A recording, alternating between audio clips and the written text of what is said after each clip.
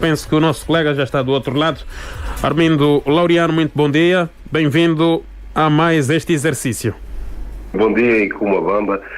Já estou do outro lado e já há algum tempo a acompanhar aqui já a frequência habitual de manhã, aqui, rádios portuguesas, mas quando se trata de sintonizar Angola, a prioridade vai já para 88.5, já está aqui até programado, entra já 88.5, não só aqui, mas também que nesta altura há muitos ouvintes a nos acompanharem. Por exemplo, recebo mensagens de pessoas que estão em Singapura. Um grande abraço à amiga Manuela, que está em Singapura e que vai acompanhando as segundas, terças e sextas-feiras esta nossa conversa, este nosso contacto. Isso é só para ver onde nós temos estado a chegar, e como. Isto é bom. É a magia, digamos, que da informação e com o auxílio, neste caso, das novas tecnologias. Verdade. E vamos começar por olhar para uma situação que nós também, por acaso, na primeira hora também tecemos algumas considerações em relação à mesma e que deixa assim um aperto lá no fundo do coração a qualquer um dos angolanos que esteja, não importa onde, mas por ter noção do que esteja a passar esta família angolana. Estamos a falar da família angolana que vive há mais de 2 meses no aeroporto da Coreia do Sul. Pois, está retida lá há 2 meses. Eles chegaram lá no 28, já para o final, 28 de dezembro do ano passado. E curioso aqui é o facto de ter sido na Coreia do Sul, né?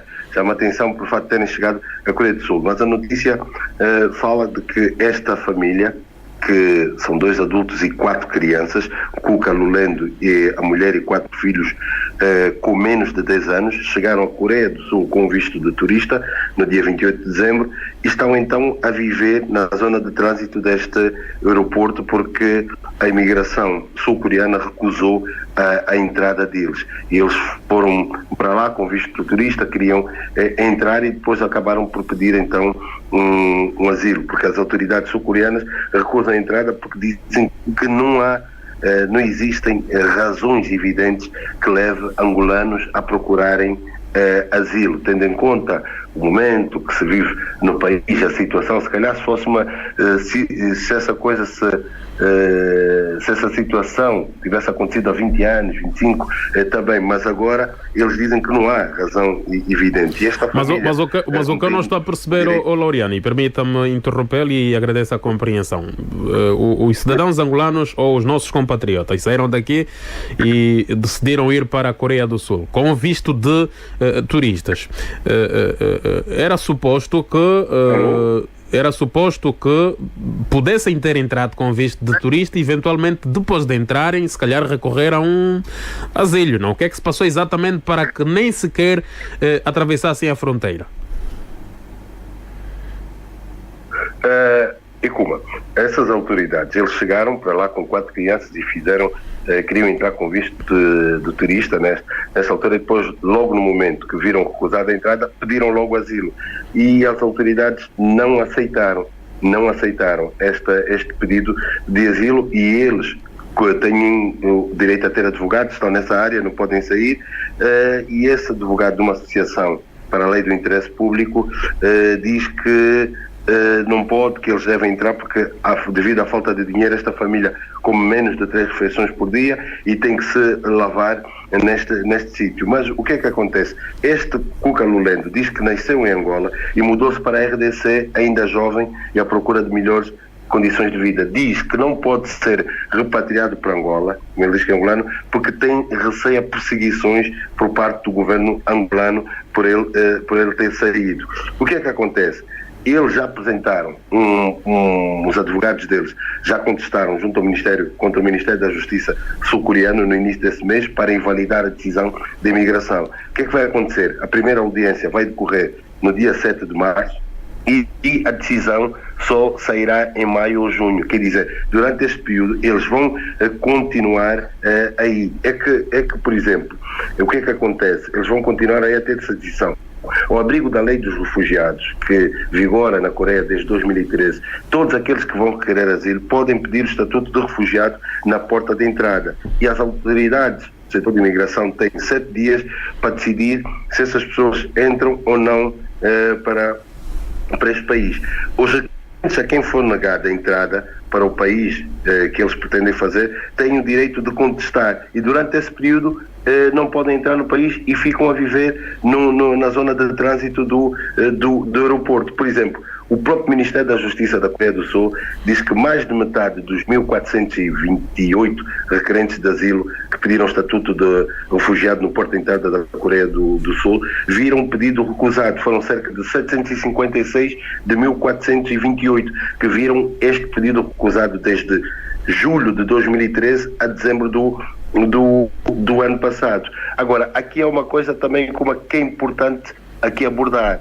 É esta família que alega ser angolana, porque nada prova que pode ser uma família angolana. Até prova em contrário aqui a notícia, porque eles apresentaram documentos angolanos às autoridades. Mas o que tem acontecido aqui, e que durante muito tempo temos estado a falar, é que há redes muito bem organizadas que têm origem na RDC, que eles saem da RDC, pegam crianças lá da RDC, passam por Angola, que têm facilidade de tratar a documentação. Eles começam obtendo para essas crianças documentos como uma cédula, um registro de nascimento, que depois conseguem tirar legalmente passaportes e obter vistos, e depois passam, nomeadamente essas redes têm, por exemplo, entrada na Europa, levam menores para depois para venda, para prostituição. Por exemplo, há tempos há cerca de 2 meses, nós noticiávamos na Vivências que uma rede com ligações a Angola usava Portugal para 500 ilegais chegarem à Europa. E foi um caso que nós abordamos aqui, de um casal que chegou ao aeroporto Francisco Sá Carneiro, no Porto, com 3 crianças, um casal angolano, e com uma viagem de turismo. O que é que aconteceu? Este casal e as crianças tinham passaportes angolanos, mas eles já andavam a ser investigados pela polícia portuguesa, que os acompanhou, eles apresentaram documentos e tudo, mas na realidade o que é que aconteceu? Estas crianças nasceram na RDC, os passaportes angolanos eram verdadeiros, mas tinham sido obtidos com certidões de nascimento falsa. Esse casal está a ser julgado por prática de tráfico de pessoas e pornografia infantil. As crianças que depois as autoridades angolanas, através do consulado no Porto, na zona de Vila Real, constatou que não eram angolanas, elas não falavam português, falavam lingala, como não tinham familiares nenhum, foram entregues a um centro e agora foram levadas a um processo de adoção, vão ser adotadas por famílias portuguesas. Então, isso também é preciso ter atenção, porque eles alegam, podem apresentar documentos angolanos, mas depois as autoridades sul-coreanas, como também têm essa informação, porque a Interpol passa essa informação, podem perceber que estando por aí perante pessoas ligadas à rede de tráfico de menores. Acha que este dado mereceria, se calhar, um pronunciamento do nosso Ministério das Relações Exteriores? Podia começar já primeiro pela nossa embaixada. Nós temos uma embaixada na Coreia do Sul. O Bino Malunga é o nosso embaixador na Coreia do Sul. Nós temos uma embaixada. O primeiro ato, porque até prova em contrário, se eles alegam que são angolanos e a notícia e os documentos que apresentam, então uma primeira abordagem seria feita pela nossa missão diplomática lá para saber o que é que se passa, qual é a situação, olhar para a veracidade, a legalidade dos documentos e constatar, porque um dos principais princípios de um Estado é defesa e proteção dos seus cidadãos. Tem que haver um pronunciamento. Depois faz esse levantamento, como por exemplo que houve aqui em Vila Real, com essa situação, o nosso consulado no Porto foi lá e constatou que o casal era angolano, mas as crianças não eram, e eles foram fazendo abordagem porque os portugueses não entendiam a língua que essas crianças falavam, e foi a abordagem das nossas instituições que fez dizer que aquela linguagem era uma linguagem da RDC, as crianças não eram angolanas, e assim foi tratado. Então faziam essa abordagem primeiro e depois um próprio pronunciamento do Ministério das Relações Exteriores, porque estamos a falar de 6 pessoas de uma mesma família, 2 adultos e 4 crianças. E isto é preciso estar aqui mesmo para resumir isso, e como a televisão pública de Angola, num programa Na Lente com Cabingano, uma vez falou desses casos, mas no Brasil, e que muitas vezes andavam nas redes sociais dizendo que são angolanos, mas depois percebia-se pela forma como falavam, pela coisa toda na abordagem, porque as nossas instituições, os funcionários dessas instituições consulares diplomáticas têm abordagem própria, têm uma experiência, têm um conhecimento que eles conseguem logo dar conta que esta pessoa não é angolana, e eles faziam isso porque usavam o Brasil como uma rede para chegar até, passando do Brasil para o México e chegar até aos Estados Unidos. Houve um caso que isto foi no ano passado, foi no aeroporto aqui na Alemanha, e que estas crianças vieram via Namíbia. Então há redes que funcionam muito bem, têm origens na RDC, passam por Angola. Angola é o sítio para obterem essa documentação, uma facilidade muito grande no nosso país para as pessoas obterem este tipo de documentação. Eles conseguem obter de forma, utilizam artifícios fraudulentos, mas a documentação sai legal, desde as certidões, tiram os passaportes legalmente, obtêm os vistos e vão entrando. Então isto já envolve muito mais, até se calhar comissões multissectoriais do próprio Ministério das Relações Exteriores, Ministério do Interior, Ministério da Justiça, serviços de inteligência interna e externa, a trabalharem neste sentido. E esta família passando a ideia de que... Alô, Laureano, consegue-me ouvir? E esta família passando a ideia de que está com receio de que, regressando a Angola, pode ser perseguida pelo governo, pelo Estado, que imagem eventualmente se pode transmitir ao mundo esse tipo de pronunciamentos, se as nossas autoridades não esclarecerem estes dados? Pois, é preciso que as autoridades não fiquem numa política de silêncio, mas que apareçam e lhe dão os factos, porque o receio que alegada esta pessoa diz que tem de regressar a Angola é o receio de que, sendo depois apresentado documentos angolanos, sendo deportado, por exemplo, para Angola, as autoridades angolanas consigam então detectar que se tratam de documentos falsos e que o indivíduo faz parte de uma rede, e que essas crianças podem não ser família, não ter nenhum laço consanguíneo com ele, nenhum laço de parentesco, não são verdadeiramente filhos, e ele pode incorrer nessa situação. Este é um grande receio. Durante muito tempo, e como aqui as autoridades portuguesas têm estado a alertar as autoridades angolanas, porque acontecem fenómenos que é pessoas que vêm de voos provenientes de Luanda. Estas pessoas chegam aqui ao aeroporto Humberto Delgado, antes do avião aterrar eles vão à casa de banho, destroem os documentos que trazem, angolanos. Quando chegam ao aeroporto Humberto Delgado, na imigração, eles dizem: olha, nós perdemos documentos, somos a parte a fugir, sou refugiado, andei na zona, saí do Congo, andei pelas Lundas, sou angolano e não tenho documento. O que é que o Estado tem de fazer? O Estado tem de acolher estas pessoas. Eles começaram a alertar as autoridades angolanas para esses casos que iam acontecendo. Por isso é que depois houve um período que começou a haver algumas abordagens a pessoas mesmo dentro do avião, e percebia-se que essas pessoas nem a nossa língua falavam e tinham os problemas de documentação, porque eram essas redes que Portugal é só o ponto de partida. Eles chegam para Portugal, mas não é o destino final, porque depois avançam para outros países como a França, como a Bélgica, e tudo fruto desta ligação. Então é preciso olhar para isso com mais seriedade, com mais profundidade, porque depois é como tu dizes, é o nome de Angola para todos os efeitos, para as autoridades sul-coreanas. O documento que eles apresentam é um documento angolano, é um passaporte que até foi obtido de forma legal, mas usando esses artifícios que estávamos aqui a falar. Muito então, bem.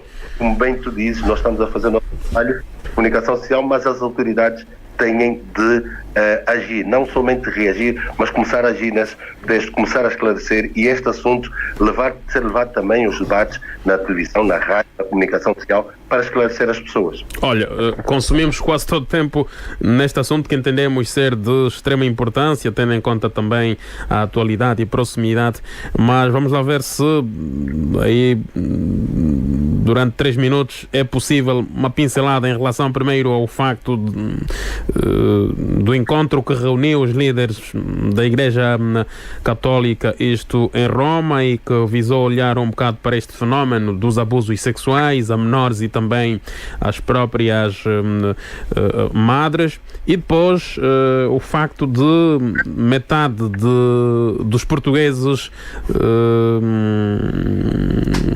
conseguir, neste caso, identificar notícias falsas, e presumo que sejam aquelas veiculadas tanto a nível das redes sociais ou outras plataformas, não é? É verdade. Alô, estás-me a ouvir? Como? Estamos a ouvir, sim, senhor.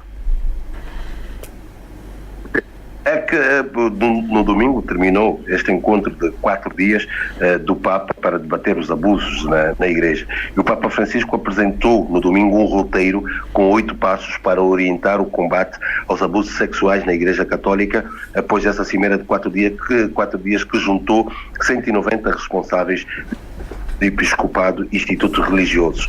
Angola também teve presente, Dom Filomeno Vieira Dias representou a Angola essa situação. O que é que vai acontecer? É que a Igreja tem até meados de abril novas medidas de investigação e combate aos casos de abusos sexuais sobre menores. E há também uma decisão que é pela criação em todas as dioceses de equipas de estudo, de investigação e combate a esses casos de abuso. Essas 8 orientações que o Papa avançou, que é nomeadamente a tutela das crianças, que ele diz que é preciso mudar a mentalidade e combater a atitude defensiva, reativa de salvaguardar a instituição, em benefício de uma busca sincera do bem da comunidade, a seriedade implacável, que ele fala que a Igreja não poupará esforços para fazer tudo o que for necessário para entregar à justiça toda a pessoa que tem cometido tais delitos. Uma verdadeira purificação é a terceira, que ele fala, vai procurar transformar os erros cometidos em oportunidades para erradicar esse flagelo. A questão da formação também é importante para, nomeadamente, excluir personalidades problemáticas da Igreja, o reforço e a verificação das diretrizes dessas conferências episcopais, em que diz que nenhum abuso deve jamais ser encoberto. Este é um dos princípios. A quinta é acompanhar as pessoas vítimas de abuso, o que não havia. As pessoas que eram vítimas desse abuso devem ser acompanhadas, e a Igreja tem o dever de lhes oferecer todo o apoio necessário. O sexto é o mundo digital. A Igreja está preocupada e quer tomar medidas necessárias para limitar os websites que ameaçam a dignidade do homem, da mulher e o resto. E depois também é a questão do turismo sexual.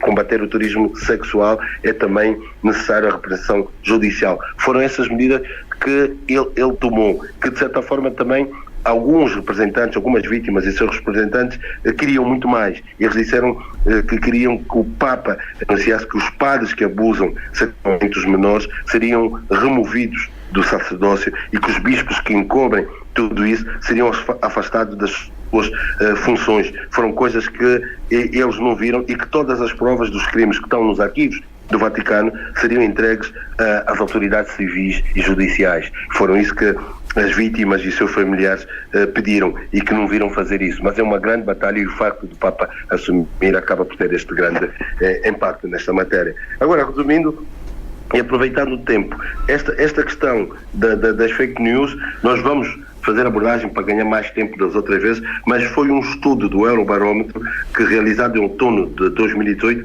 que revelou que apenas 55% dos portugueses afirmou encontrar frequentemente notícias falsas. Isto é abaixo do valor da média europeia. A média europeia é 68% e Portugal está só com 55%. Quer dizer, só 48% dos portugueses admitiu nesse estudo que foi divulgado segunda-feira pela Comissão Europeia conseguir identificar notícias falsas, que é uma percentagem que Bruxelas classificou como preocupante e que está abaixo desta média. Então, eles dizem nesse estudo que os portugueses parecem estar menos conscientes dessa exposição a notícias falsas e estão menos preparados para identificá-las e menos dispostos a considerá-lo um problema no país para o funcionamento da democracia. E esse alerta que eles deixam. É preciso que Portugal prepare melhor os seus cidadãos para identificar as fake news, para lutarem contra elas, porque elas acabam por ser um perigo para a democracia. Muito bem, obrigado Armindo Laureano por estas pinceladas. Alô? Sim, sim. Está-me a ouvir, Armindo Laureano? Estou Estou-te a ouvir. Nós na sexta-feira voltaremos com outros temas, vamos fazer a atualização da Venezuela, vamos falar do Brexit e também do encontro no Vietnã entre o presidente da Coreia do Norte e Donald Trump. O homem já chegou a Hanoi, a capital da Kim Jong-un, já chegou hoje à capital da Coreia do Norte, depois de uma viagem de 3 dias de comboio, chegou hoje numa limusine blindada à capital do Vietnã. Muito obrigado por estes dados e na sexta-feira, sem sombra de dúvidas, voltaremos a falar. Um grande abraço para ti e Kuma, receba um abraço aqui a partir de Lisboa e também da diáspora que vai acompanhando aqui o nosso matinal na 88.5 e continuo aqui, recebo a mensagem da Manuela para mandar para ti, a partir de Singapura, é verdade? A partir de Singapura, um abraço para o Ikuma Bamba e os ouvintes do matinal 88.5. Eu de Lisboa a receber este abraço para os ouvintes. Nós é que agradecemos. Um beijão enormíssimo à nossa querida Manuela a partir de Singapura. Sem sombra de dúvidas que está a representar de forma digna o nosso país.